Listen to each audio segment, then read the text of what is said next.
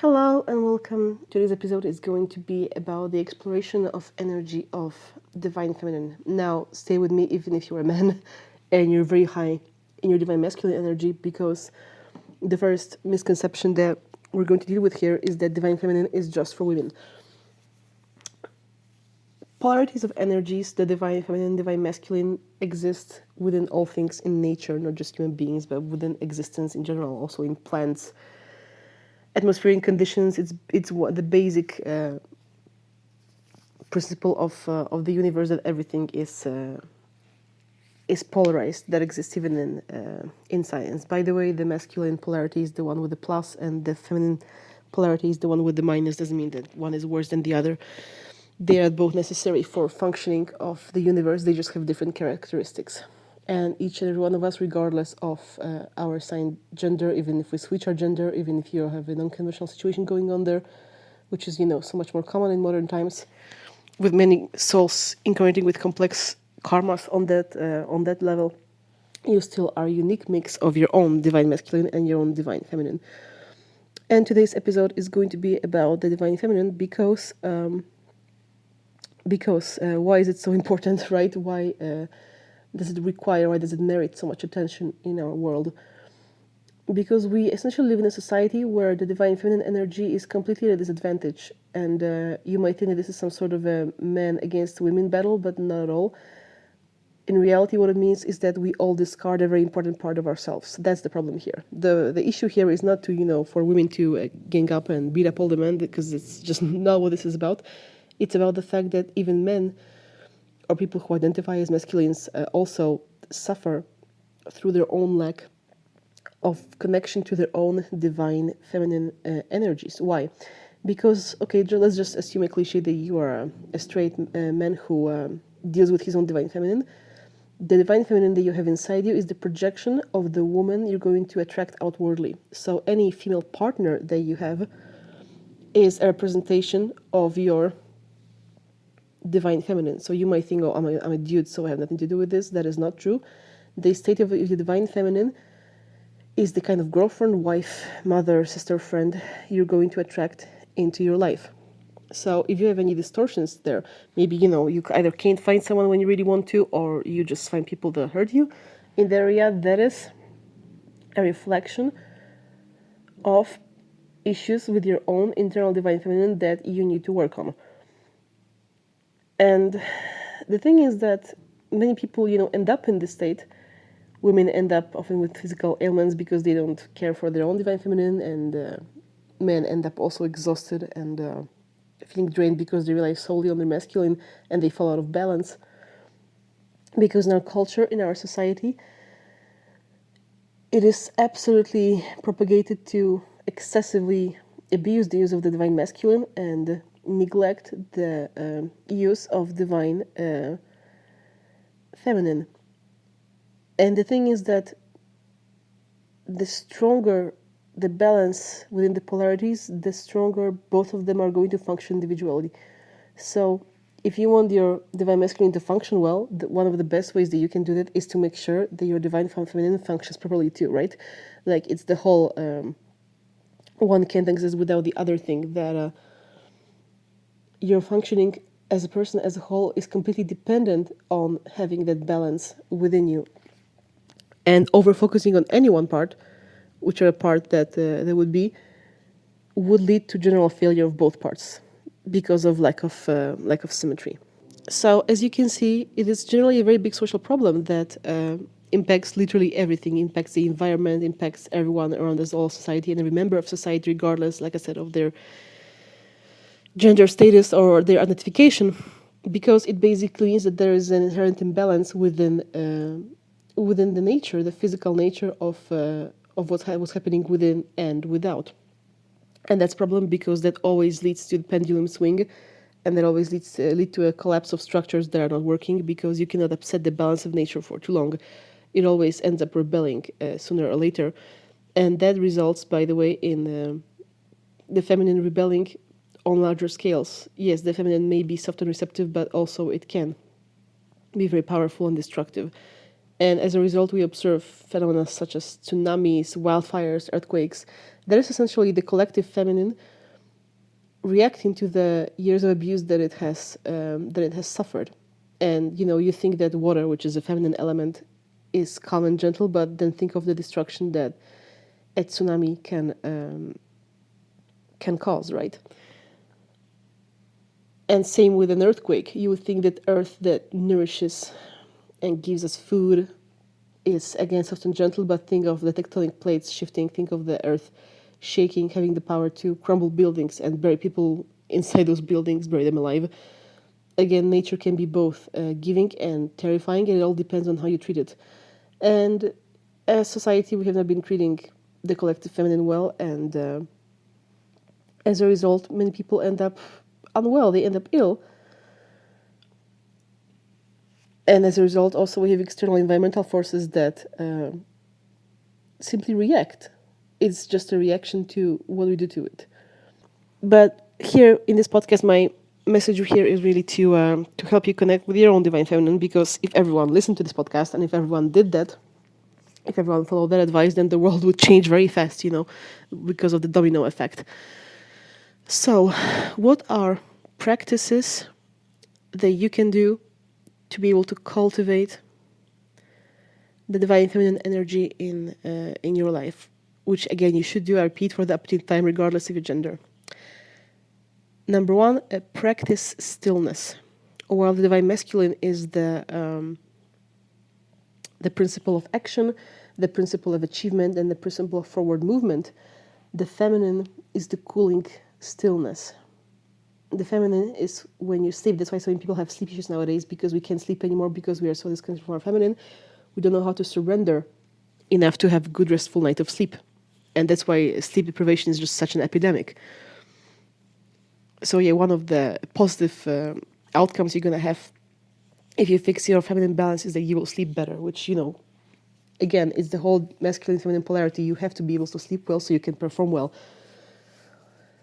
But then on the other hand, you also have to be able to perform enough during the day so then you can sleep after. You see my point. This is maybe for those who will be too strong in the feminine, not enough in the masculine. If you don't use your masculine energy enough to feel like you've done something that's important to you during the day, then the sleep also doesn't come. That's kind of more the other spectrum. But in our society, we suffer more from the lack of feminine. So that was just an example to show you how that could look on a theoretical level, but I digress. Practice stillness as in put away your phones, your electronics, everything. Unless you and me and using them to record this very important podcast, right? And just sit with yourself, being completely present within the awareness of your mind and body. And even if there is chaos going on, just make space for it. Expect nothing, expect no resolution. Just unquestionably make space for everything that happens inside you. And if there are any noises that are through the window, maybe, I don't know, a sound of truck driving through the road in front of your window or anything else, make space for that too, just let it flow. Essentially, what I just said is the introduction to most meditational practices, which is why meditating daily also is excellent for your feminine. But what's so important is that acceptance and stillness, because it's something that is just honestly a dying phenomenon in our times, that we don't just let things exist. We always try to control something or change something. And the idea itself it's not bad, like if we didn't try to control and change anything, then nothing would ever be fixed or moved, right? Like, let's say they need to fix the a latch on your bedstand drawer, right? Naturally, you need masculine energy to put that into action, or the latch is not going to fix itself. But if we're always in this mode of doing, then we never really take a break. And because we never really take a break, we burn out. So one of the best things, the first things you can do for your feminine is to give yourself these meditated practice moments of stillness. Now, it can be before sleep, naturally, but it doesn't have to be just before sleep. Let's say that you live in a country where you don't have to use a car, you can use public transportation, probably if you're European, because, not an American thing, but let's say that you have this kind of a life. What I used to do when I used to commute to school or work is that I would give myself a restful time on a bus ride or on a tramway ride, because I knew that I had 40 minutes to get to my destination. So I would just practice the feminine stillness for 40 minutes on my seat in public transportation. It doesn't matter if there are people around you, they don't care. You sit somewhere in the corner, you don't bother anyone, and you practice the vibration of acceptance and stillness. See, in our times, we kind of live with this mentality that we always have to be bombarded with something. We're always on our phones, all the notifications all the time, which, by the way, I tend to mute all the time because they overwhelm me. Always have something to do, always the TV is on, and then when you're in the bathroom and you're always plugged into something, when you're brushing your teeth, combing your hair, you're never really fully unplugged.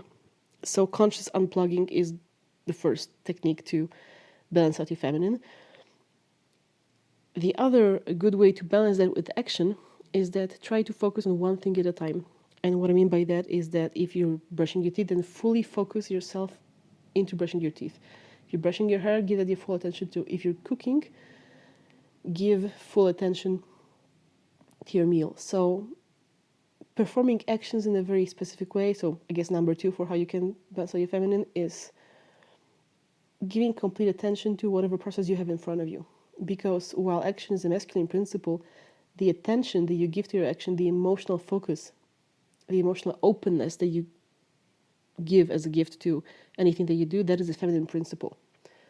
So that's the second thing you can do, is try to be present in every single little action. Either be almost meditative, almost ritualistic about your routine, instead of acting like you're trying to mentally distract yourself from it. Consciously appreciate the physical texture of every action and every moment, every second of everything that you participate in. Breathe in, grab that thing or whatever you're doing, be present with it, breathe out, move on. It's almost, it becomes almost a ritual. And I guess it kind of brings me to my number 3, is that not only represent emotionally by making space for your action, but then also be present physically, as in appreciate things from a sensual perspective. See, the reason why, for example, the marketing and the clothing industry was able to get away with such a high amount of poor quality fabrics, and the reason why we have landfills filled with crap clothes that nobody wants to wear, made from fabrics that probably would pollute the environment infinitely if you just burn them all, which is still something that, I would be happy to see. Anyway, jokes aside, is that it is the feminine that has the power to touch the textures in our physical life and feel the feeling of not just emotional but physical comfort. It is the feminine that has this power of sensing and judgment when it comes to the quality of our physical life. And since we are so enmeshed within the masculine, which is more the conqueror that brings the supplies home for the feminine to judge it, right? And by the way, that can completely happen within one person. If you're going shopping by yourself, regardless of your gender, it is the masculine in you that goes to conquer these goods, and it's the feminine in you that appreciates them and judges their quality. And that can happen simultaneously in you at the same time. Very fascinating when you think about it. But that's how this works. These things are interwoven kind of like a DNA spiral. And yeah, like I was saying, the reason why there are so many, scams when it comes to the quality of the product sold to us is that we have lost our feminine ability to get in touch with what we actually purchase and actually reviewing the quality of it. There was this movie that was popular quite some time ago. God, I'm getting old thinking about this. It was called Confessions of a Shopaholic, and it was about a girl who actually was really struggling with her divine feminine energy because she was completely addicted to the thrill of the shopping, the dopamine element of the shopping. And then we could see those scenes in her that she kind of went onto some sort of big bargain sale in a rush of addiction because there was a big marketing campaign endorsing it. And then she would go home and actually survey her goods, and she could see that there was something that was like advertised as pure cashmere, and if you looked at the label, it was like 10% cashmere and 90% like polyester or some crappy fabric. But this is a great example of how a good feminine works. A good feminine wouldn't even purchase this thing because it has scrutiny. Scrutiny is an element of the healthy feminine. So what you do is that you consciously touch and become present with all the physical objects around you in your life. Well, if you're at the office, probably you're gonna see a lot of plastics because you can't help it. But make space for that too. That's okay. Plastic has its use, even if it's right now completely happening on an excessive level. Still, the idea of inventing it was not necessarily a bad thing if it would be used in moderation. And think of the things that you own, the clothes that you own, and touch them almost sensually like you would touch a lover. And do the same with your food. This way you're going to also make sure of the quality of it. Try to give it your full undivided physical attention and become physically engrossed in the experience. Almost, again, surrendering to those things around you as if they consume you. Allow yourself to blend in with them.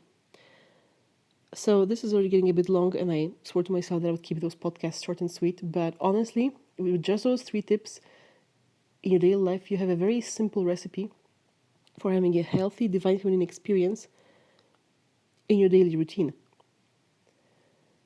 And if you have changed your daily life to doing all those things, and if you really committed to them, I guarantee you that you would see some sort of long-term changes of being able to observe your preferences, of seeing that there are some things that you actually have to change on a big scale that you don't like in your life that you have been following. So honestly, I would like to see your feedback, as in I would like you to actually do those 3 things all the time, and then come back to me with the results, as in what happened to you after you started doing it, because I'm sure something will happen. I just don't know how that will work for each and every one of you. So please leave me feedback in the comments, and stay tuned. This podcast keeps happening. To those of you who are watching in real time, tomorrow I'm having a human design live stream with my good friend Kazri. But for those of you who are watching way back in the future, you can find links to all my social media down below the podcast. So please subscribe and give it a like. Helps me keep it going. And please share your experiences regarding how the advice I gave you has changed your personal spiritual journey and your physical experience of life through applying those things in practice, because that's what I'm aiming for, as you can see from today's podcast. Thank you so much for listening to my podcast, and I hope that it helps you the way I hoped it would help everyone when I started recording it. Take care.